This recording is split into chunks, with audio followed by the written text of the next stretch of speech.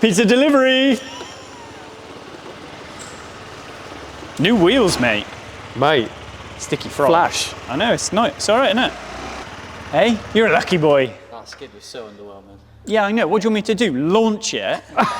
Yeah. Honestly, here we go. I can do better. Yeah, we put some oil on the floor. Into college, I can get it sideways. All right. I can't get it sideways. Impressing the girls at He'll college. be asking me for a tyre next. Yeah. Sponsorship. That's it. Can Right. we do a collaboration? Let's stop dealing with these idiots and get through the intro, because he's boring me. And we'll see what's what. Biggity biggity bop.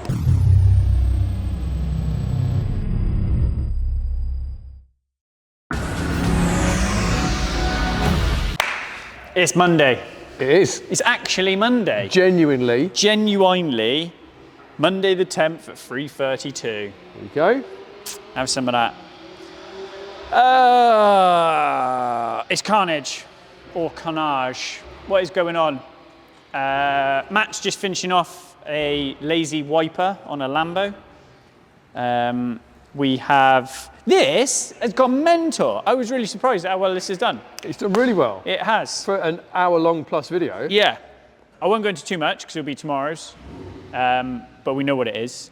Carl has just put suspension and done a service on a V10, so that is leaving. And I'll get him to get an NSX on. We have battled a car and dyno all day. It was in for a tune, and it's just pulling time in, but we've figured out why now, so that's fine. So Mitch is running that. So if you hear a car rev into the moon, it's the dyno. The shims, that has been a palaver. If anyone knows a good shim grinder, that's not like a freehand tool maker, but if anyone knows a good shim grinder I can buy, then let me know, because I've had so many people do shims for me for that. It's just killed me. But we got them sorted now. We have to have custom ones made. Makes me nervous.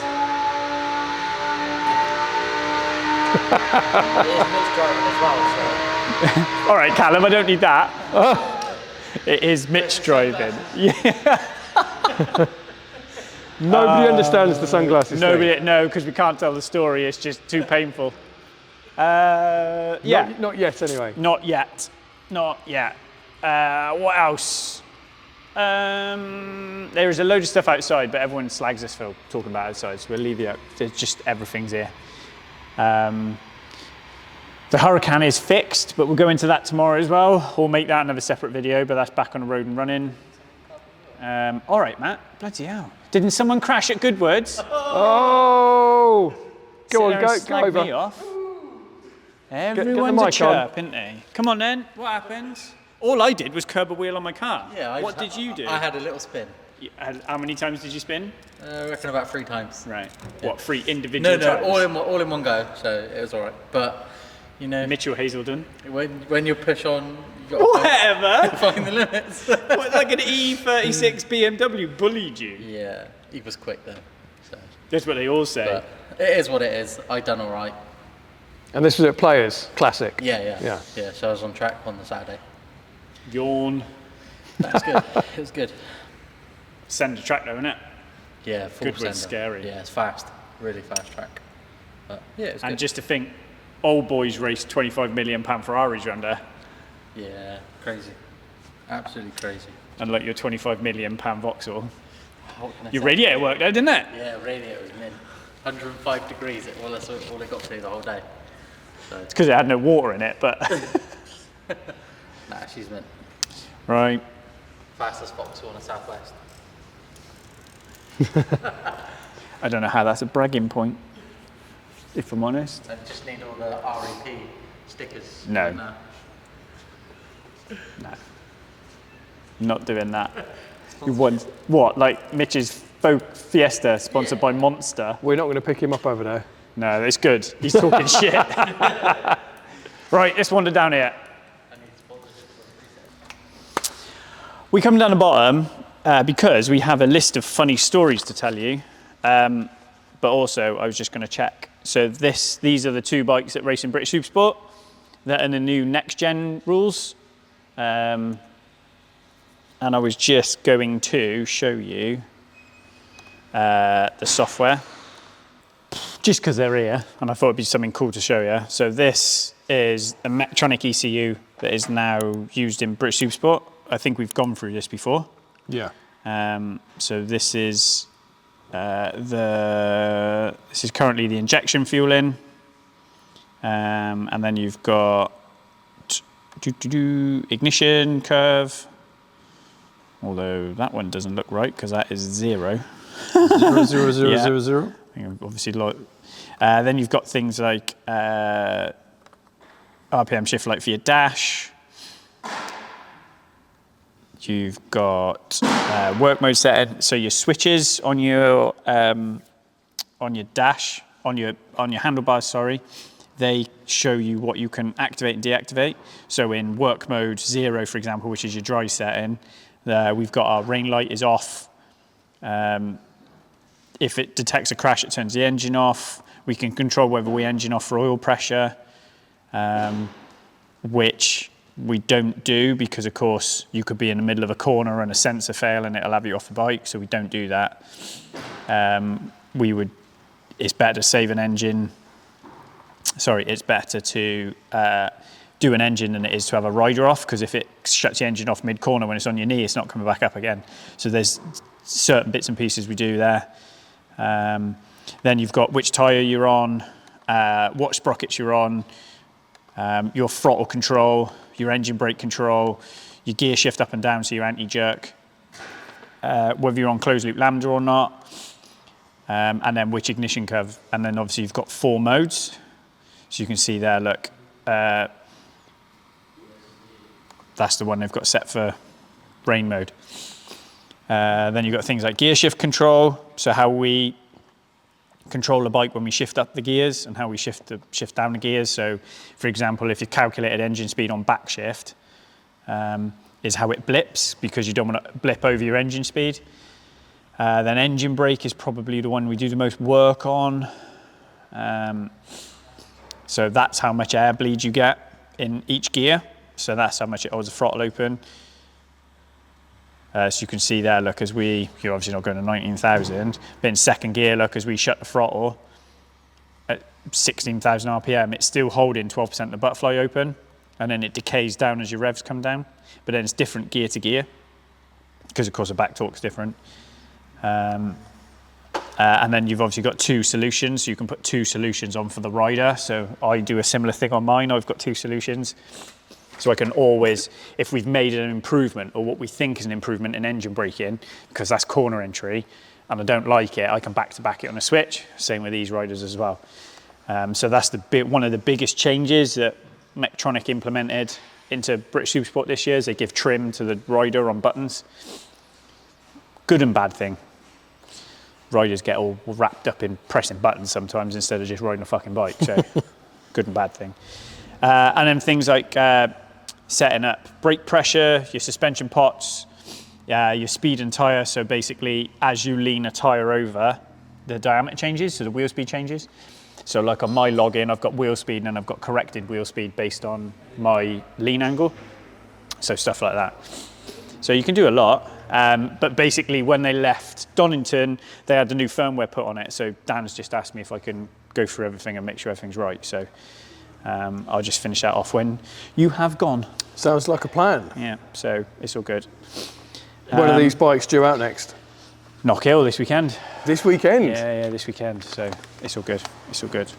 So we asked for some, what was it? How people's little mistakes, didn't we? That's right. So when you made a little mistake and you had a big outcome, I guess. Outcome. Yeah. What prompted that? You were talking about the visor. Oh, yeah, Michael Dunlop's visor. Yeah. And then he blew his clutch in the senior race. Gutted. Hickey crashed out of the lead. Gutted. Davey Todd won. No, yeah. Davey Todd won senior. That was cool. Hey? Where did he crash? Courtbridge. Yeah, lost front. But Josh Brooks got second in senior, mate. That's a mega result. That's amazing. So yeah, we asked everyone to give us their stories. So we have some stories. So Lee72222 Small mistake, big outcome. Was an apprentice at VW dealer in early 90s. Did a clutch on a Golf. Finished job. Put all tools away. Couldn't find my 19mm spanner. But after much looking, gave up. Started car. Turns out spanner was on crank pulley. Jumped timing bent all valves. Engine for the bin. Learned a lifelong lesson. Always find your tools. Very true. And when you work in aerospace, they sign the tools in and out as well for that exact reason. Right. So that's a good one, that. Yeah. Chilled Maccas, mistake. Thinking parking sensors are great. Thinking I've checked my mirrors. Thinking all is well as I reverse park. Result. Discovered that a 3-inch branch stub had been sticking out into the parking spot just below the boot line. Found it will really mess up your boot lid. Lesson. Fit a sodding camera. Oh, expensive one. That's quite good on that is. But then we've all got caught out of parking sensors, haven't we? Yeah. I don't trust them still. No. Paul Smith, working for my local ambulance service, got a Ducato in the need of loads of work, steering rack, brakes, drive shaft, gearbox renewal. It basically got put in the corner of the workshop, and as I got time and when parts arrived, I do what I could. Probably took 2 weeks of being on and off it before it was finished. I took it for a test drive, and after a couple of miles, the gear change started to feel stiff. I know where this is going. Back at the workshop, found I'd forgotten to put oil in it, brand new gearbox. To be fair, my boss at the time just said, well, you won't do that again. He was quite within his rights to make me pay for it, but let it slide. Yeah, that is probably my biggest worry with the fact that we have lots of jobs left for periods of time, and I've got 3 guys who are working on them. So what you'll notice is they'll write in their book, they've got day books, and they'll write in their books where they are.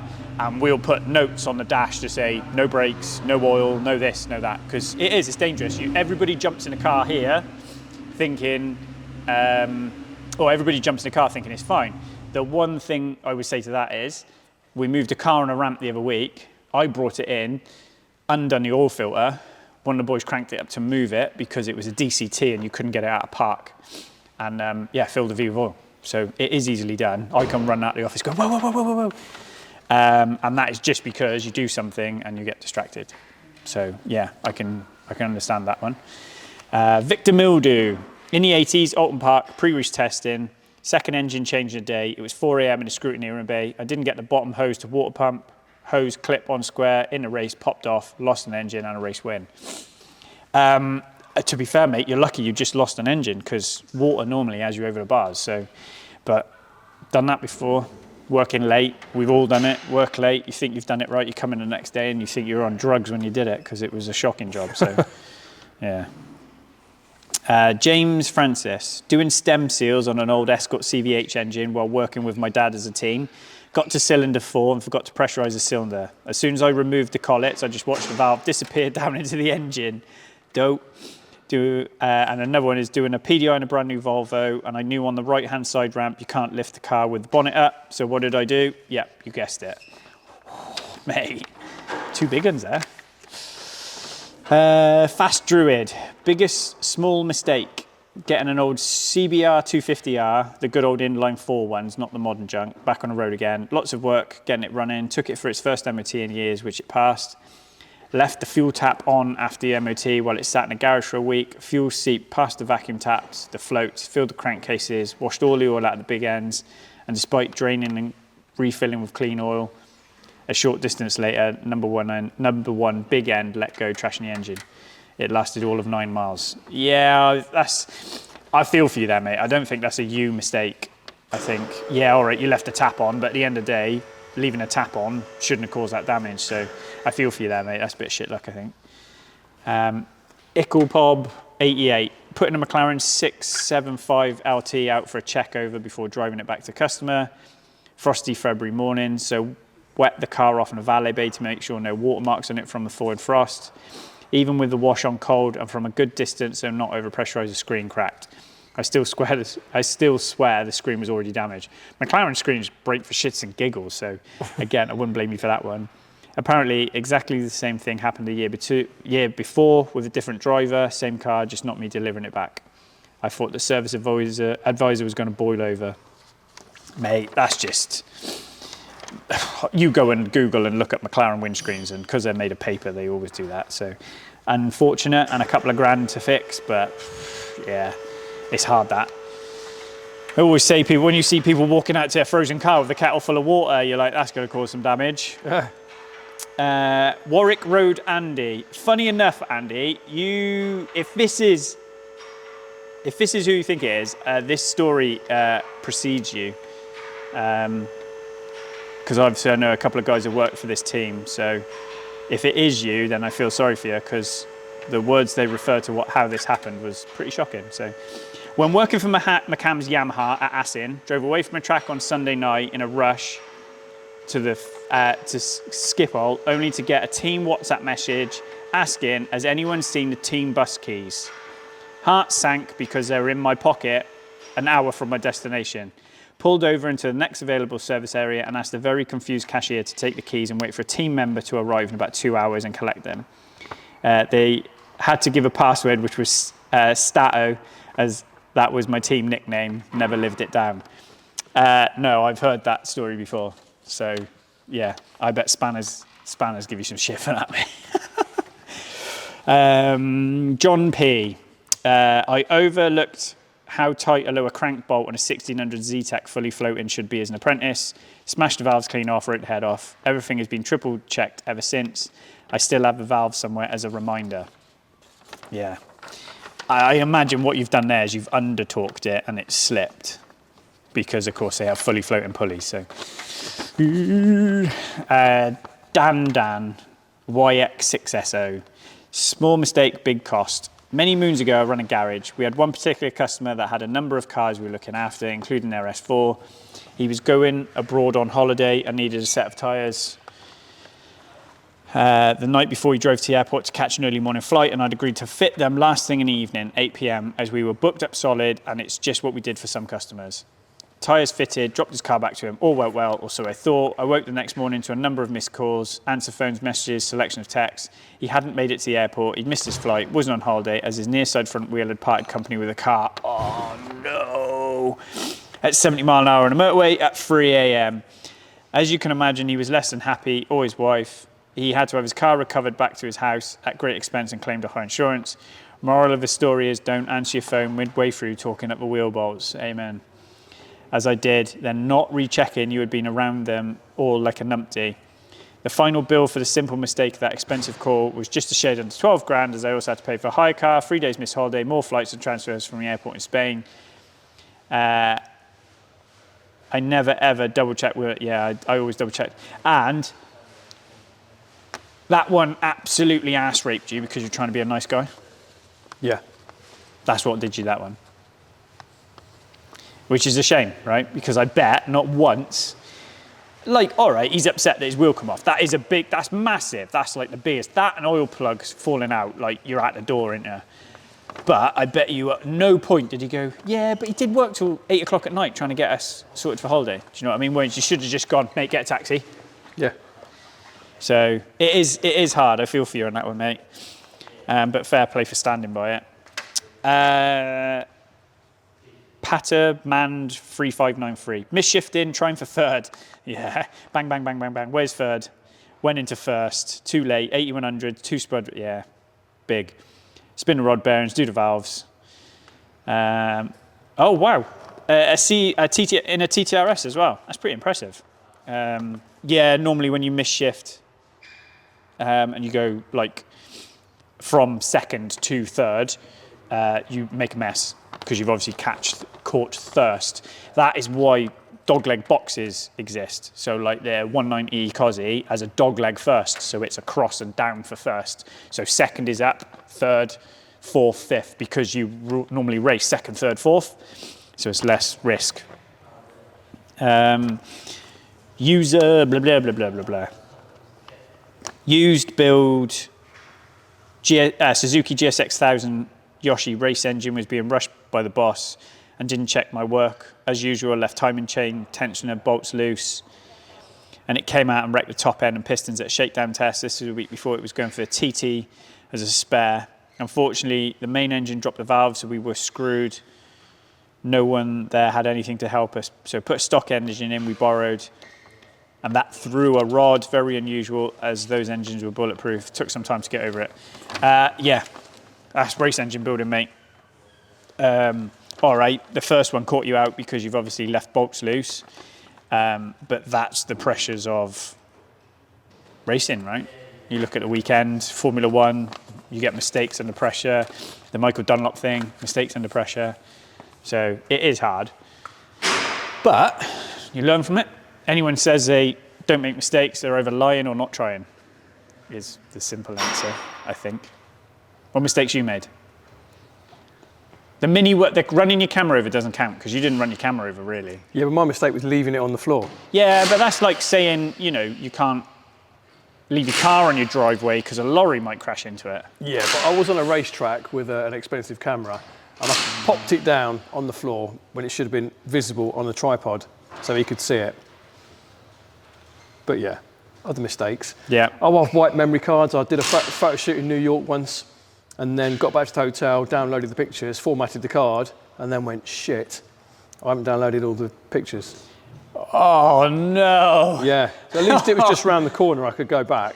However, I did find a really good IT guy, local to me, who recovered most of it. No way. At great expense, I might add.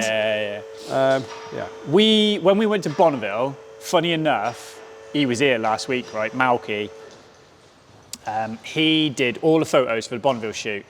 Anyway, we had a videographer from Evo magazine called Sam. Both of them are really successful now. Like Malky photographs F1 drivers. Sam does stuff for like Pagani, Aston Martin. Like these boys are top of their field. But when we all went, me and Sam were like the babbies of the group. So obviously he's a videographer. I built the car.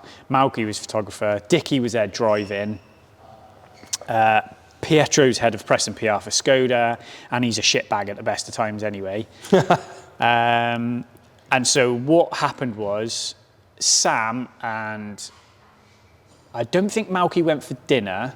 Sam and Dickie, because they were both working for Evo magazine, went for dinner. We drove past and saw their car. There was this green Fabia VRS, because we took Skodas out there. Green Fabia VRS. So me and Pietro fake nicked it. Because we had to wash it for a photo shoot the next day. We just didn't tell him. So anyway, we washed it. We come back. Right. While we're washing it, P's phone is going crazy with Sam and Dickie trying to call him to say the car's been nicked.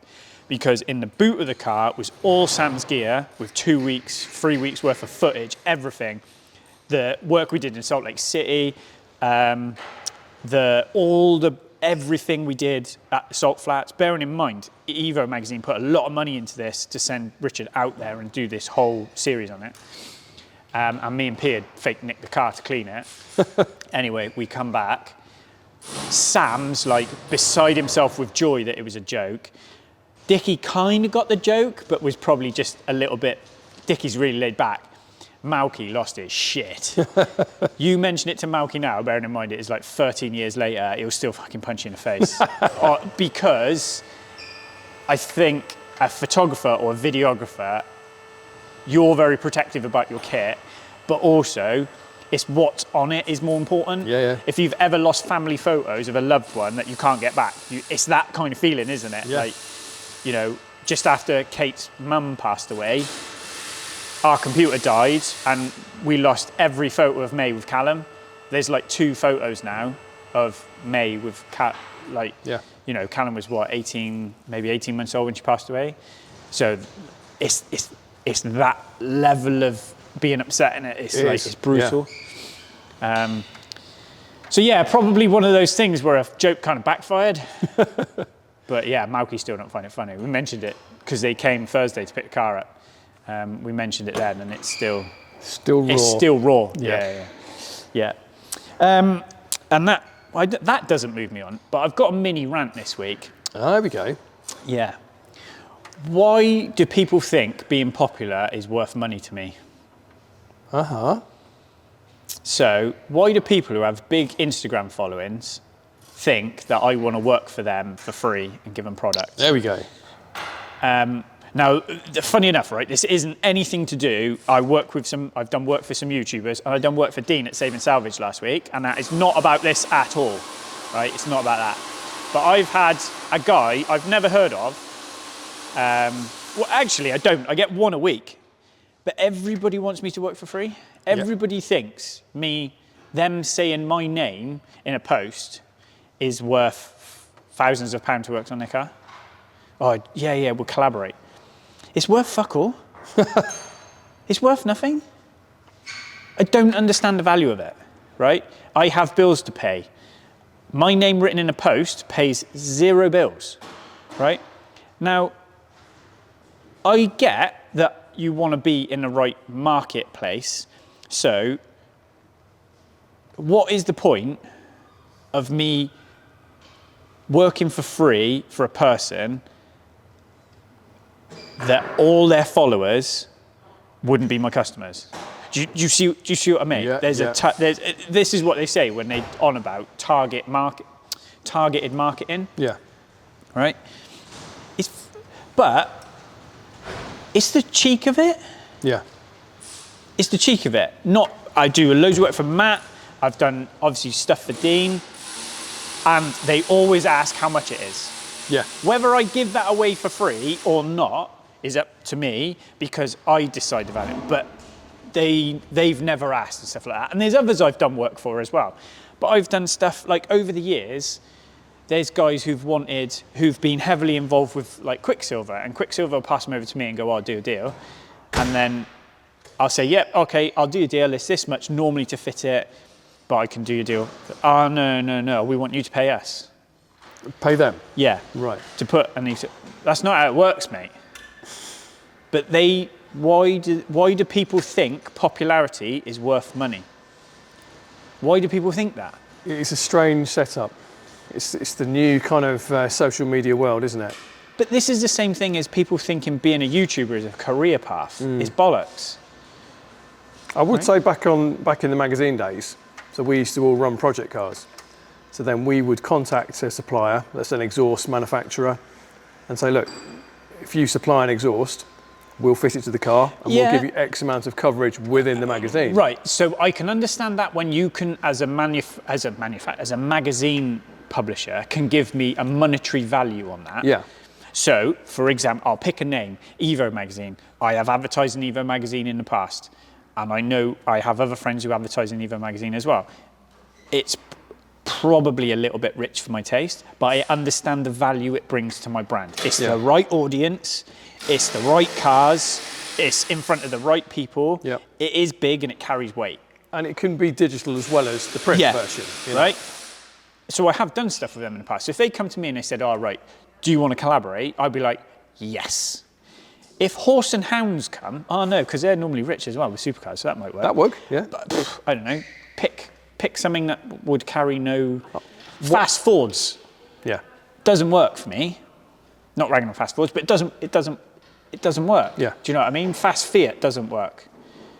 Do you know what I mean? We did loads with Performance Audi when you were in charge of Performance Audi. And really, that didn't work. No. Because 99% of the owners who read that magazine are not R8 owners.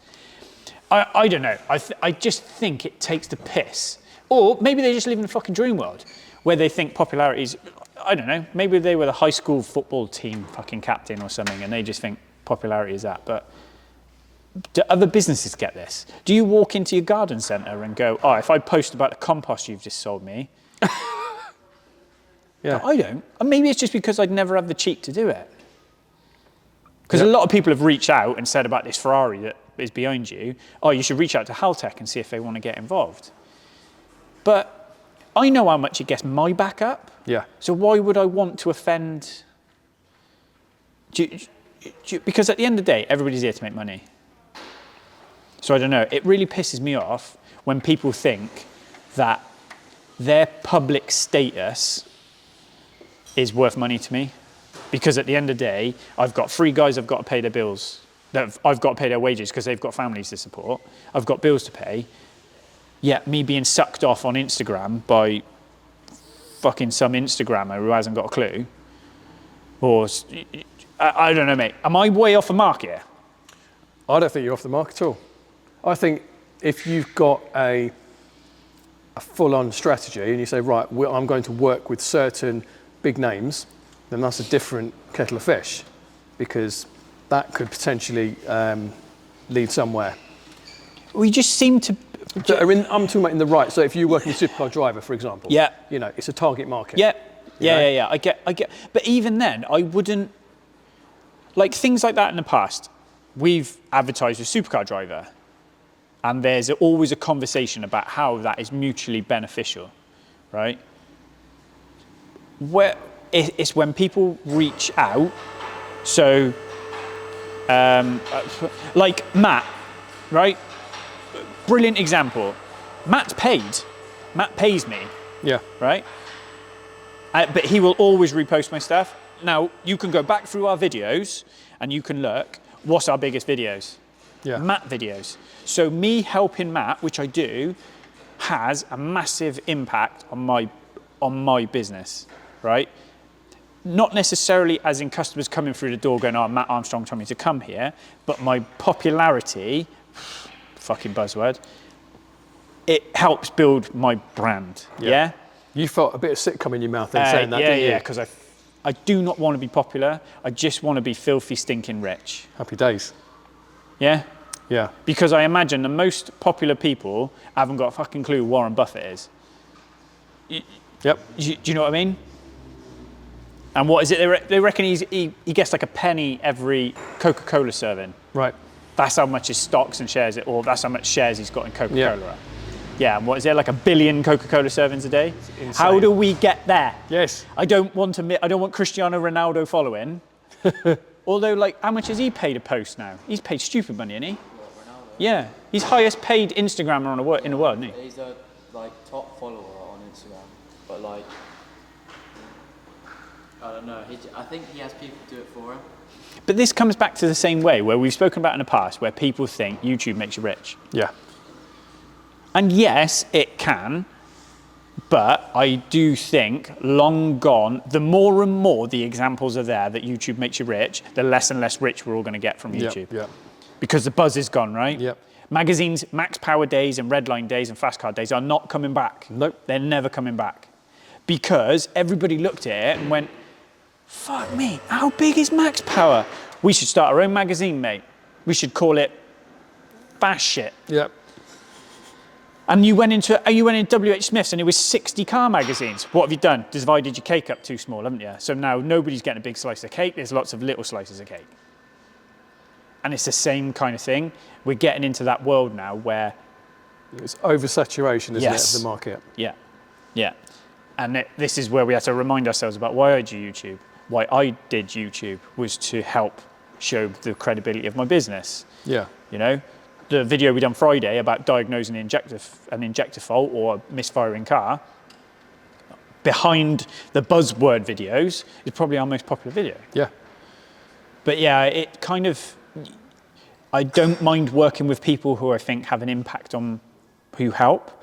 I just think they're cheeky bastards. I think also, if you're going to approach a company, approach a massive company that's got a huge budget. Yeah. Not companies that are relatively small as well, you know, because that is money out of your pocket. But it's the way it's blasé, it's dropped in blasé. Yeah. Like, all right, I raced at high level for a long time and I would not be able to do it if I didn't have sponsors. Now, sponsorship for me is different because between the two of you, you agree a monetary or product investment for a return, for exposure. So for example, Bedouin, when I was running Bedouin, they were a massive tax company, like the Jimmy Carr tax avoidance stuff. They were based in the Isle of Man. So they sponsored me for 3-4 years and they put in a lot of money, but the bike was in their colours, which is where the purple came from. Okay. It was title sponsor. They were all over my van. They were all over my kit. They were all over my levers. Social media wasn't anything like it is today.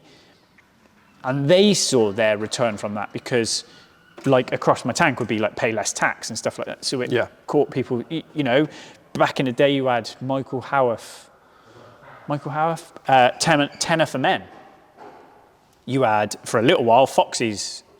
So I understand when companies want to essentially pay for space in the same way that we would pay a magazine for space. Yeah. But but for me, in my head, that's like going, I'll put stickers all over your bike because I'll mention you on a post and you'll be more popular. No, mate, it's not how it works. But when you're small, when you've got no customers, you do that out of desperation. Do you know what I mean? Your self-value's low. Yep. And then as you get, like now, why would I do that? I'm busy for 6 weeks. And then why would I piss off my other customers by working for free for someone with 20 followers when I've got customers who come back every year who are making, I don't know, mate, I don't know. Well, there we go. It just gets my back up. Yeah. But as you say, it's not a rare occurrence. It's no, one a happening week. more and more. We get one a week. Yeah. We get one a week. Someone thinks, genuine conversations about working on their car, and we get everything from discount because they're this to paying them Yep. for the ability to work on their car. I'm sorry, what? Are you taking the piss? Wait, what? I would rather lie in bed and wank off. And you can leave that in. Why the fuck would I want to pay? Do you want to pay? All right, that's it. Pay me to film me. Okay. Why the That fuck don't work, would you does want to it? do that? Yeah. Do you know what I mean? It Yep. baffles me. It genuinely baffles me. I cannot be the only small... What other companies does this happen in? Let us know in the Build comments. my extension and I'll mention you on YouTube. There you go. Oh, is that a thing? There we go. If there's any builders out there that want to come and do my extension for me and Kate, do you know what I mean? Like, I understand if she sends you dirty photos. But why the hell would you want me mentioning your name on a YouTube video? That It's totally unrelated. Eight people what? That's totally unrelated. Yeah. So there we go. I don't know, You've mate. got that off your chest. I have got that off my chest. It pissed me off all week. I don't know. Maybe I think I'm getting old. I'm miserable and grumpy. Because it's just like, is it just the fact they're being cheeky bastards? Yeah. Is it that? I think that's what grates. Everyone loves free stuff. Yeah, like, but there's getting free stuff and then there's asking for it, isn't there? Like, do you know what I mean? Yeah. So I don't know. I just think it's certainly, yeah, I just think it's cheeky to ask. I think it's a little bit different if you come with a proposal and you can show what the return on investment is, because at the end of the day, I'm making a monetary investment. So that's one thing. Yeah. Do you know what I mean? It's like trying to get sponsors on the channel, isn't it? Well, At 10,000 subscribers, you get nothing. Yeah. But 100,000 subscribers is a different conversation. Why? We're not doing anything different. No. Right, so now the precedent is set that popularity has a value. Yeah. But what is the value? I put a proposal together for the Renault press office once and got a Clio RS200 for 6 months on loan. Did you? And the PR guy even said, he went, oh, such a tightly written proposal. I just couldn't find see- any holes in it. Yeah, yeah. I just had to give you one. Yeah. And that's fine when the effort's there, but when Yeah. it's literally just a message going, oh, do you want to do this? No, thanks, mate. Nope. No, drive, go racing. Or sit in bed and do what you said earlier. Yeah, exactly. Should we stick with racing? Yeah. Hey? Whee. Right then. But do you know what I mean? I drive it, sit in my back garden with Kate, chat crap. Or spend the time starting an OnlyFans page. That probably pays it. Kate, Right. new business plan. Callum's disgusted and is now leaving. Dude. Please, not. Hey? Have you crossed the line again, sir? Yeah, but this is it, right? So Callum's obviously a gym buff. He's pretty fit and healthy. He goes to the gym, plays football a lot. So we're in this alpha male transition now where Callum thinks he can take me in a fight. Right? You need to move a bit nearer, dude, so we can pick you up on the mic. Comfortably, I can. Should we get the Right, boxing here- gloves oh, in? here we go. Now, Here we this go. could be the first pay-per-view, father-son MMA Right. on YouTube. So we get this kind of alpha male thing going where he thinks he can fight me. He doesn't understand that there's probably another 50% of what I can do in just because I'm not angry, right? So now, what game do we play now, mate? When you get all alpha male, how do I get you to leave the room? I actually don't know.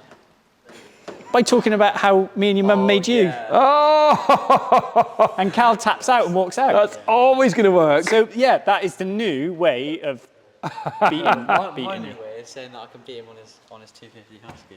Yeah, so, so this is what we had, right? So George, oh, that's another thing as well. George has started a 90 club.